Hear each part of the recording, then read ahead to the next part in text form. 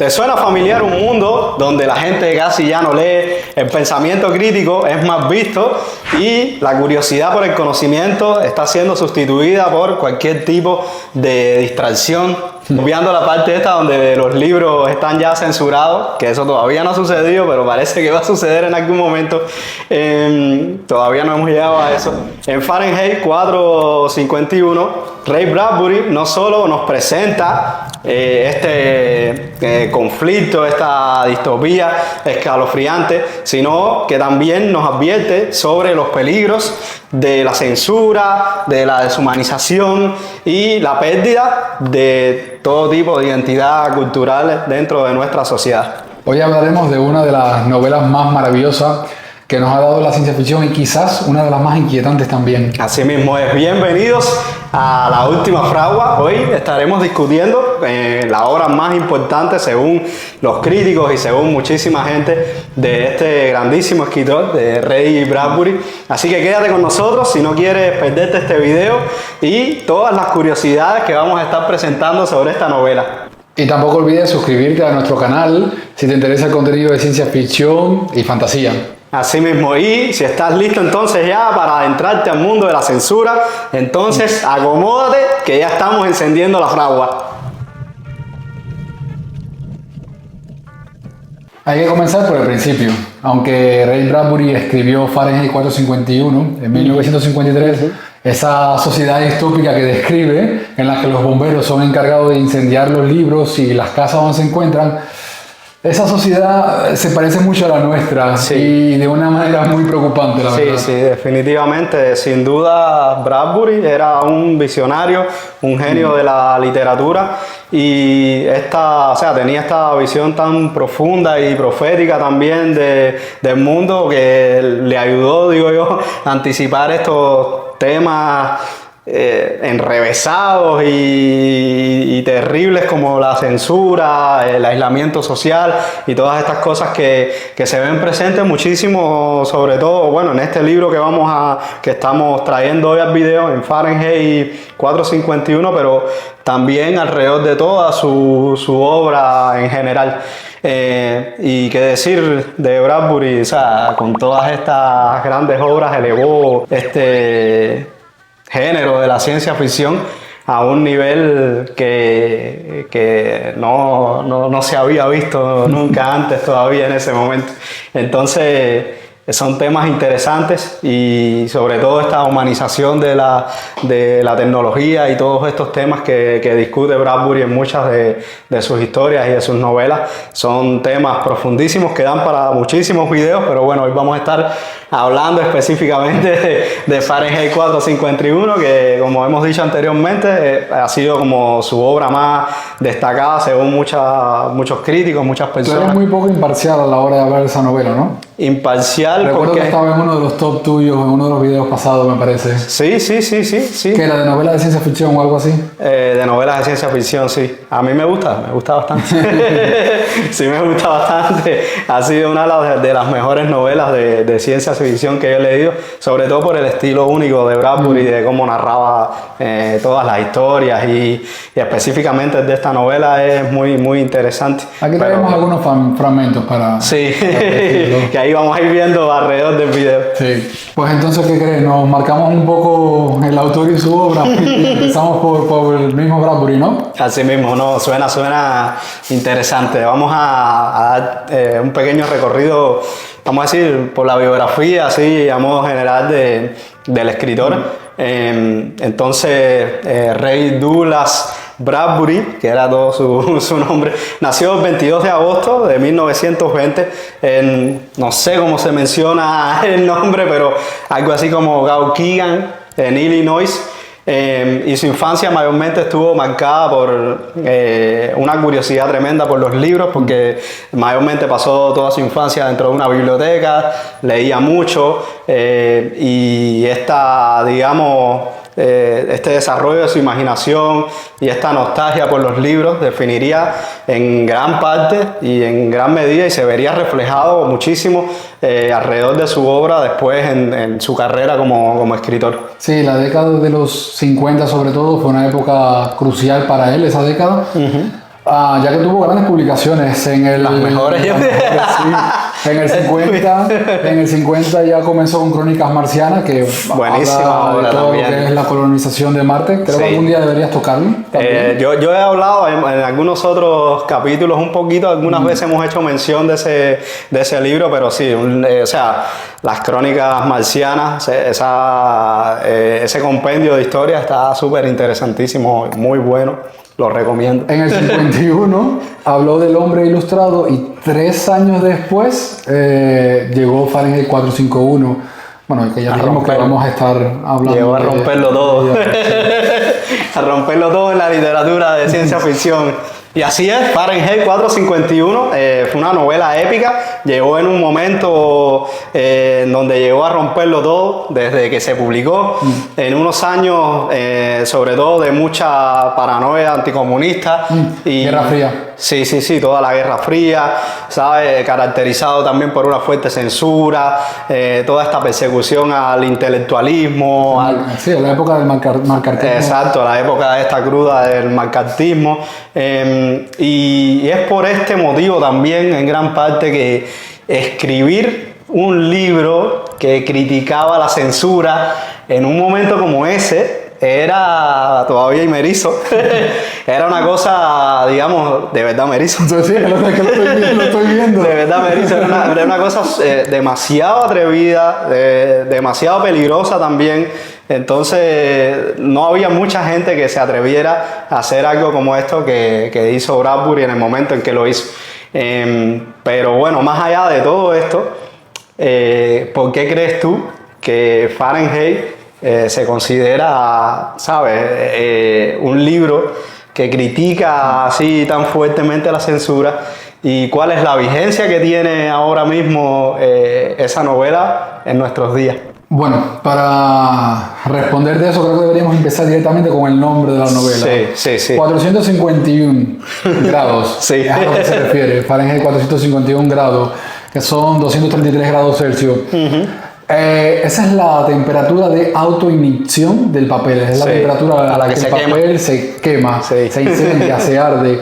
Y es el mismo número que llevan grabados en los cascos los bomberos. Sí, es una novela de bomberos. Y de bomberos que no se dedican a apagar fuego, sino a provocar incendios. A provocar incendios. Y nuestro protagonista, Guy Montag, es uno de esos bomberos que lleva un casco con el numerito de 451. Sí. La novela comienza de esta manera. Era estupendo quemar.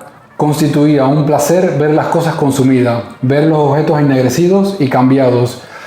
Así comienza, con esas palabras comienza la historia que nos presenta a Montag, que es un bombero que está satisfecho, que le gusta, que es su pasión y que se dedica a quemar libros. Y que un día, por azar de la vida, luego de haber ido a una de estas... después de regresar del trabajo. Después de haber quemado libros...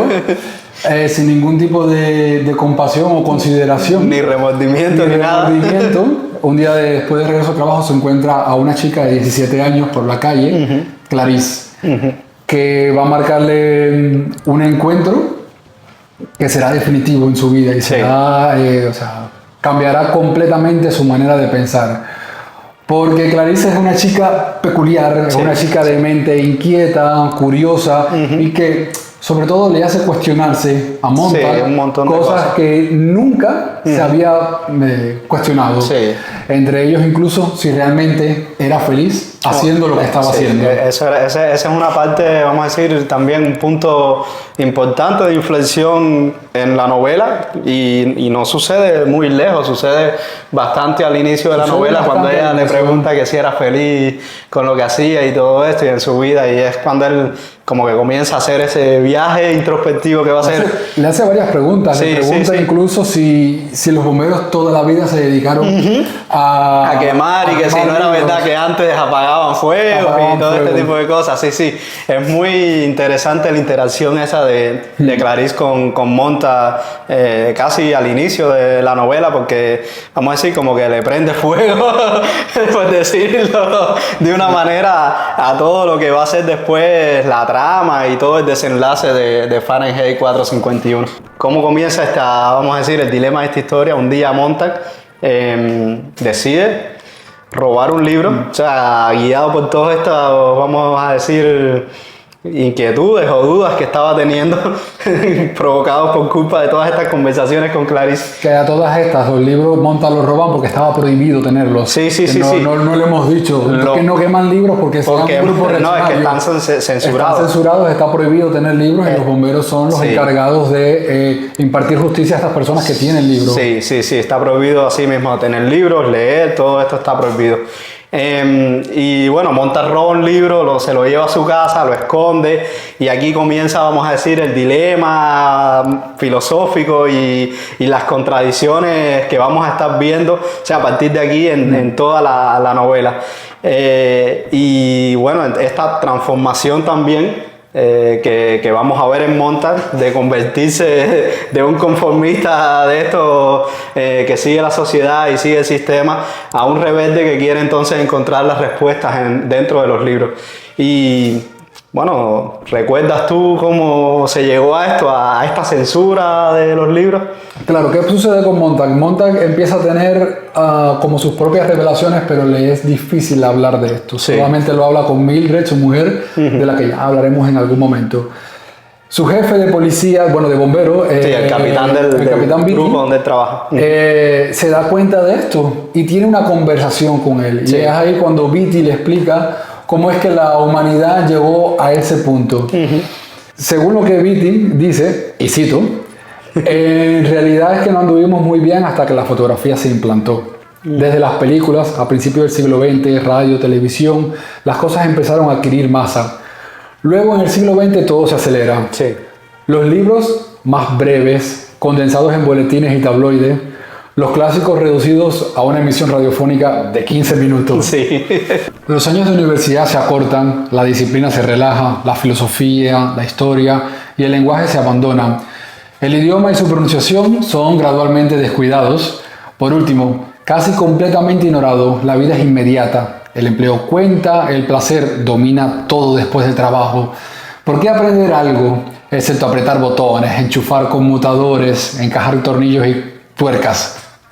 Como ya le dije, eso es una cita que dice el capitán Beatty, que es un personaje complejo, porque Beatty entiende todo lo que está pasando. Sí, Beatty tiene vamos a decir, una visión bastante profunda de todo el cuadro general y de la situación de la sociedad, pero a la misma vez es como que ya él abrazó esa filosofía, ese estilo de vida. Ese estilo, exacto, y se vuelve un personaje complejo porque incluso hay gente que piensa que él siempre está como en una, ¿sabes?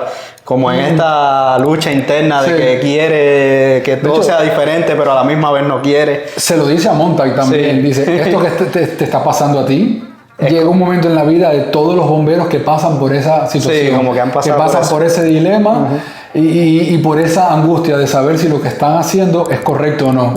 Hay que añadir también que, aunque Beatty es el encargado de hacer cumplir la quema de los libros, o sea, tiene un profundo conocimiento de la literatura, incluso en muchas ocasiones le llega a citar fragmentos a Montag de diferentes libros, creo que de la Biblia incluso. Le cita fragmentos. Es que sabe bastante. Sí. O sea, él ya, como dijimos antes, abrazó esa filosofía, pero al parecer en algún momento se supone que él haya pasado un poco por el mismo proceso ese que está pasando Montag. Pero bueno, según Beatty, los libros al final hacen que la gente se sienta incómoda al cuestionar su forma de vida, a la sociedad, todo a su alrededor, y esto lleva eventualmente a esa pérdida de la felicidad y al desorden y al desastre, y entonces es una manera de, vamos a decir, salvar a la gente de su propio conocimiento y de ellos mismos. Que es completamente comprensible, o sea, ¿cuántas veces no has leído algo que te ha hecho sentirte mal porque está poniendo en cuestión algo que tú haces, Sí, ¿ya? Algún sí. pensamiento que tiene o un estilo de vida, no sé. Sí, Y cualquier lees cosa. algo que te incomoda porque sabe que te estás viendo reflejado ahí y no te gusta Así lo que es. están diciendo de ti. Así Entonces creo que eso fue lo que sucedió con la sociedad. censura. Sí, algo parecido a eso. De hecho, él sugiere que la quema de libros no es algo que impuso un gobierno, ni fue algo impuesto, ni nada como eso, sino que fue la propia gente la que, vamos a decir, votó o escogió que eso sucediera. O sea, la propia gente en su propia, vamos a decir, falta de visión, por no decir su propia estupidez, hizo que se llegara a eso. Y entonces es como que la gente prefirió eliminar todos los libros para evitar esta incomodidad de enfrentarse a ideas complejas y de enfrentarse al conocimiento y de ponerse en otros puntos de vista. Simplemente la gente eligió simplificar su vida. Según Beatty. Definitivamente.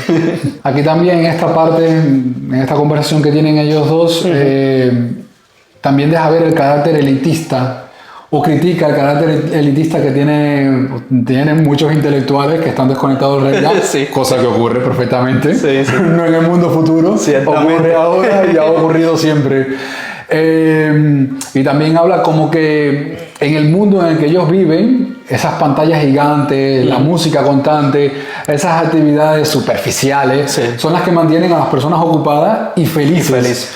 Más o menos como TikTok y eso ahora. Básicamente. Lo mantienen felices sin ninguna necesidad de pensar o reflexionar. Nada, de cuestionarse nada. Es escalofriante, ¿eh? Porque si te pones a ver... Es que por eso estamos haciendo este episodio. Es como que esto es lo que va a pasar, aquí lo tienen, o sea, y ahí se los dejo, y ahí se los dejo. Y es lo que está pasando, o sea, eventualmente yo no sé, pero estamos yendo casi que de cabeza a ese abismo que ya un montón de escritores, no solo Bradbury, pero otros escritores han hablado de otras situaciones parecidas, similares o lo que sea, que hasta para allá estamos yendo. O sea, ¿tú crees que de aquí a un futuro censurarán este canal? A lo mejor. A lo mejor no van a dejar a nadie ver la última fragua, porque aquí estamos hablando entonces de la censura de los libros y que estamos filosofando demasiado. Sí, demasiado. Eso no hace feliz a nadie. Ya. Digamos que en contraposición también a Beatty está el personaje de Clarice, que es casi que, no vamos a decir la cara opuesta, porque la cara opuesta es otro personaje del que vamos a estar hablando también más adelante, pero digamos que Clarice es un personaje esencial para entender todo el conflicto que existe en esta novela y que se presenta en la historia. Esta es la joven curiosa, la joven que conoce Montag casi al inicio del libro, una joven curiosa, llena de vida, reflexiva, siempre está pensando en algo más, siempre está buscándole, vamos a decir, la segunda pata al gato, como dicen por ahí, y sobre todo es un personaje también interesante. La segunda pata no. La cuarta pata. La quinta. La quinta. Está bien, yo estoy mal. Pero lo interesante de este personaje también es que cuando lo presentan explícitamente, también se dice que era una persona que no le gustaba mucho, digamos, ver televisión ni caer en estos entretenimientos mundanos que habían en la sociedad. Clarice, o sea, hace una cosa rarísima para Montag. De hecho, hubo un capítulo que Montag pasa por frente de su casa y los ve a ella y a su familia sentados comiendo juntos, creo que es. Y riendo y hablando. O sea, hablando de la cosa vida, más normal del mundo a Montag le resulta rara. Y ellos lo resultan raro. Sí, rara, pero a la misma vez como que se cuestiona si quisiera él estar también ahí. No, de hecho se pregunta, ¿de qué estarán hablando? Exacto. ¿de qué estarán hablando? Y Clarice se presenta a ella como una gente loca, porque para los estándares de esa sociedad... Exacto, era una loca. Ella y su familia son gente loca. Y bueno, sabemos el destino que tienen ellos, no lo vamos a decir, pero... desaparecen. Si bien no termina.